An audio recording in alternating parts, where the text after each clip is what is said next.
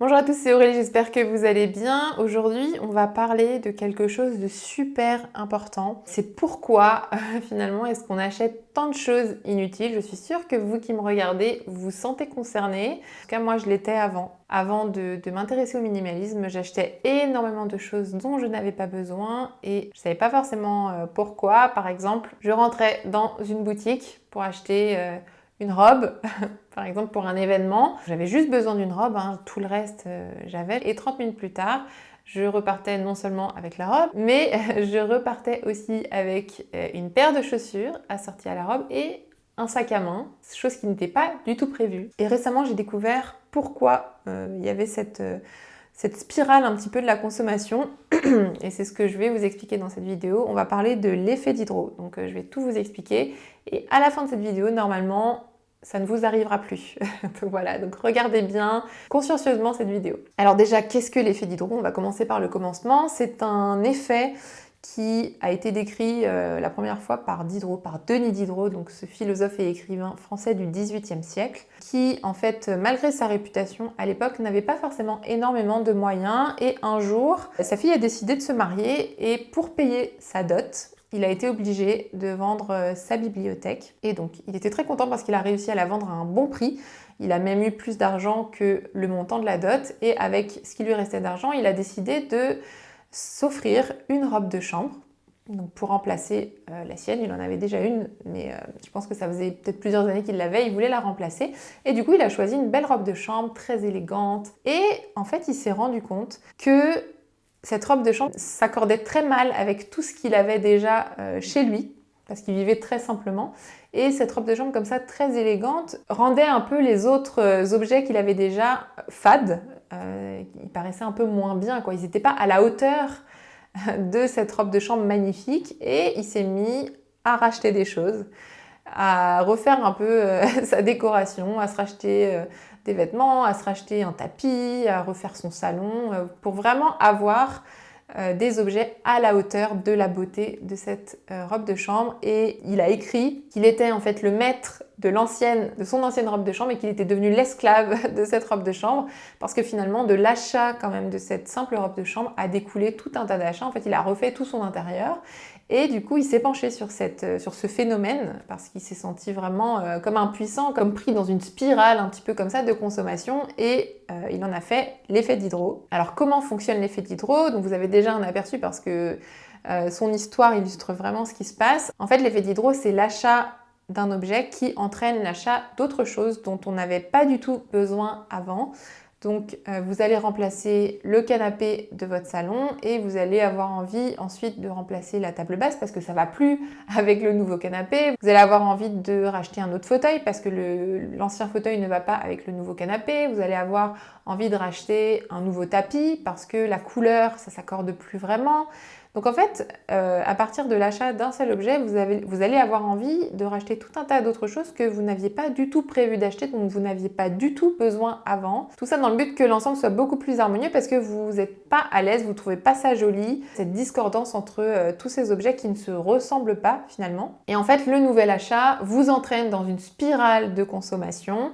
Et Diderot est allé plus loin, il dit même que le nouvel achat en fait est comme une nouvelle identité que vous avez envie de vous donner et que finalement vous avez envie que tout soit cohérent chez vous par rapport à cette nouvelle identité. Donc le nouveau canapé représente cette nouvelle identité et du coup vous avez envie que tous les autres objets représentent aussi votre nouvelle identité. Et cette histoire d'identité, c'est vraiment intéressant parce que c'est vraiment ce que cherche à nous faire croire la société de consommation où finalement on n'achète pas des objets, on achète une identité. Par exemple, quand vous achetez un vêtement, vous n'achetez pas seulement un morceau de tissu pour couvrir une partie de votre corps, vous achetez une personnalité, vous achetez une image, l'image que vous allez renvoyer aux autres, vous achetez une appartenance à un groupe en particulier. C'est comme les voitures, vous achetez pas juste une voiture pour rouler et pour aller d'un point A à un point B, vous achetez un statut social parce que finalement, selon la marque de la voiture, selon le prix que vous allez la payer,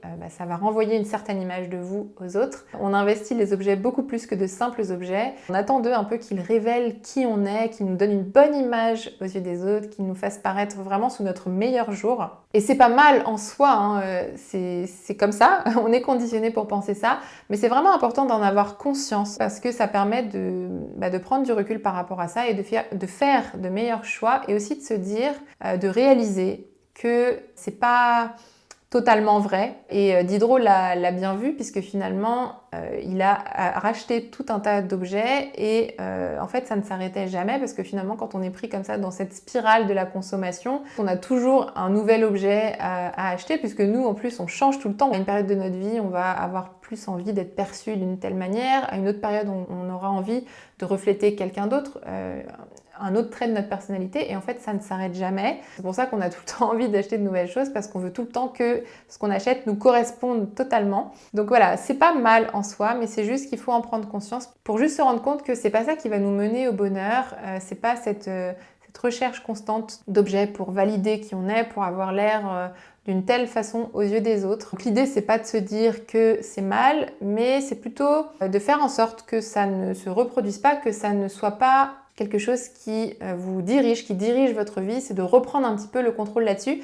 Et du coup, je vais vous donner des conseils justement pour reprendre le contrôle, pour éviter cet effet Diderot. Donc la première chose, c'est de prendre conscience de ce qui est en train de se passer. Donc quand vous sentez que vous êtes comme ça dans une spirale de consommation où vous achetez des choses dont vous n'avez pas vraiment besoin, plutôt que de faire l'autruche et d'être dans le déni, c'est plutôt d'essayer d'en prendre conscience et de vous arrêter et de vous dire « Ok, là, ce qui est en train de se passer, je vois ce que c'est parce que ça m'est déjà arrivé et je mets de la conscience là-dessus. » La deuxième chose, c'est d'évaluer tout ce que ça va vous coûter dans le futur. Donc par exemple, si vous avez envie d'acheter, je sais pas, un tapis de bain, un tapis de salle de bain qui est en promotion, est-ce que vous allez avoir envie d'acheter la serviette assortie? Est-ce que vous allez avoir envie d'acheter le porte-savon? Est-ce que vous allez avoir envie d'acheter le gobelet pour les brosses à dents, etc. Donc essayez vraiment consciemment de vous dire ok, si j'achète ce tapis qui est en promotion, est-ce que je vais avoir envie d'acheter d'autres choses assorties et finalement combien ça va me coûter? C'est pas juste le tapis en promotion, c'est tout le reste. Donc essayez d'évaluer ça. Ensuite, faites la différence entre les achats utiles et les achats inutiles. Alors ça, c'est aussi avec l'entraînement, mais essayez toujours de vous demander pourquoi vous voulez acheter tel objet. Est-ce que c'est parce que vous en avez vraiment besoin ou est-ce que c'est juste parce que vous avez besoin de vous occuper ou vous avez besoin de vous faire du bien parce que ça va pas trop en ce moment? Essayez vraiment d'être honnête avec vous-même. Ça ne veut pas dire que vous devez jamais acheter quand vous vous sentez pas bien ou quand vous vous sentez triste ou stressé, ça ne veut pas du tout dire ça, mais c'est juste faire preuve de lucidité envers soi-même et savoir exactement pourquoi on fait les choses et essayer au maximum d'acheter des choses parce que vous en avez besoin et pas juste par envie comme ça du moment parce que ça va pas trop dans votre vie et que vous avez besoin de vous faire du bien. Et enfin, le dernier conseil, c'est de réduire la fréquentation des lieux de consommation. Ça va énormément vous aider. C'est pas forcément les lieux physiques, donc oui, c'est les centres commerciaux, les magasins, etc. Mais c'est aussi les sites de vente en ligne. Parce que forcément, si vous vous exposez tout le temps à la tentation, il y a bien un moment où vous allez craquer, ça c'est sûr et certain, même si vous avez l'impression d'avoir le contrôle. Ça, c'est vraiment un piège. Je vois des fois des personnes qui disent « Non, mais moi, ça me fait rien du tout, les publicités, etc. » Ça, c'est faux. En fait, on est tous influençables. On a été conditionnés pour être influencés par toutes ces pubs. Même si vous n'en avez pas forcément conscience, vous l'êtes à un certain niveau. Donc c'est déjà important d'avoir conscience de ça pour pouvoir lutter contre de manière intelligente. Essayez d'éviter les boutiques de vente en ligne, les boutiques physiques. N'y allez que vraiment quand vous avez besoin de quelque chose et sachez exactement aussi ce pourquoi vous êtes là, ce que vous êtes venu chercher. Ça va énormément vous aider à ne pas acheter tout un tas de choses inutiles. Donc voilà, on arrive à la fin de cette vidéo. J'espère qu'elle vous a plu. Si c'est le cas, n'hésitez pas à la liker. J'espère qu'elle pourra vous aider à sortir un petit peu de cette surconsommation. à sortir de ce cercle vicieux qui nous incite à acheter tout un tas de choses dont on n'a pas vraiment besoin. Dites-moi en commentaire si vous connaissiez l'effet Diderot avant de voir cette vidéo. Ça m'intéresse de savoir si vous en aviez déjà entendu parler.